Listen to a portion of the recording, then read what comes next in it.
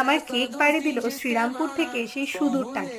হ্যাঁ, আমি কিন্তু নিজে কখনো টাকি যাইনি, তবে এই কথাটা ভেবেও ভালো লাগে এত দূর আমার কেক অন্যান্য মানুষের কাছে পৌঁছে গেছে। যিনি কেকটা নিয়েছেন তিনি কেকের ডেকোরেশনের দায়িত্বটা পুরোপুরি আমার উপর ছেড়ে দিয়েছিল, তাই আমি নিজের মতন করে এই অ্যানিভার্সারি কেকটা সাজিয়ে তুলেছিলাম।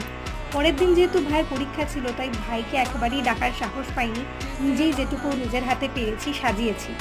কেকের ডিজাইন যখন কাস্টমার আমাদের ওপর ছেড়ে দেয় তখন কিন্তু গুরু দায়িত্ব এসে পড়ে ঘাড়ে।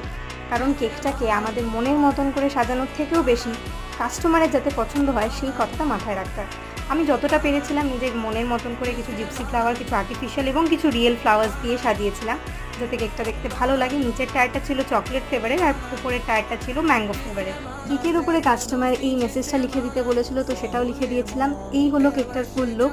তোমরা দেখে জানিও কেকটা কেমন লাগছে। ভিডিওটা ভালো লাগলে লাইক অ্যান্ড শেয়ার করে দিও। টুডলস।